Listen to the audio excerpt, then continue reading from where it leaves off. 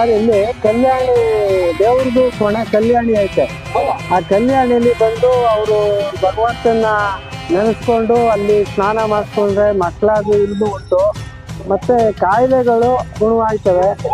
ಇಲ್ಲಿ ಒಳ್ಳೆ ಭಗವಂತಂದು ಕೃಪೆ ಚೆನ್ನಾಗೈತೆ. ಅದರಿಂದ ಇಲ್ಲಿ ಬಂದು ಎಲ್ಲ ಆ ರೀತಿಯಿಂದ ಭಕ್ತಾದಿಗಳು ಇಲ್ಲಿ ಬಂದು ಇವೆಲ್ಲ ಮಾಡ್ಕೊಂಡು ಹೋಗ್ತಾರೆ. ಚೆನ್ನಾಗಿ ನಡೀತಾ ಇದೆ.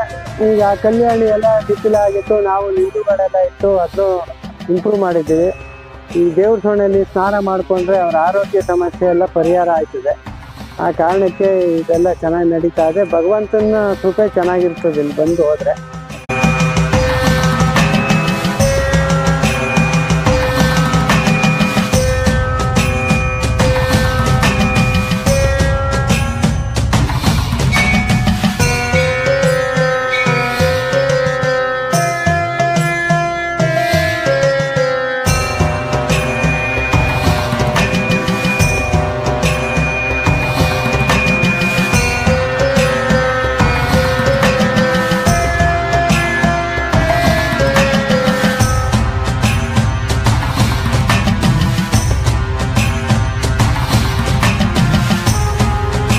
ಇದು ಇತಿಹಾಸ 500-600 ವರ್ಷಗಳ ಹಿಂದೆ ಇದೆ ದೇವಸ್ಥಾನ.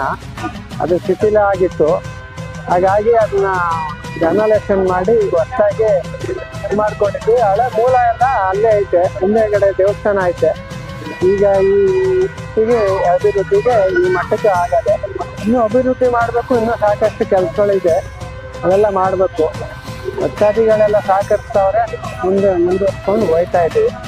ಆ ರೀತಿಯಾಗಿ ಈ ಮಟ್ಟಕ್ಕೆ ಬಂದೈತೆ. ಇದು ಈಗ ಜನವರಿ 22ನೇ ತಾರೀಕು ಓಪನ್ ಮಾಡಿದ್ದೀವಿ. ಇದನ್ನ ಹಳೇದೆಲ್ಲ ತೆಗೆದು ಆ ರೀತಿಯಾಗಿ ಹೀಗೆ ನಡ್ಕೊಂಡು.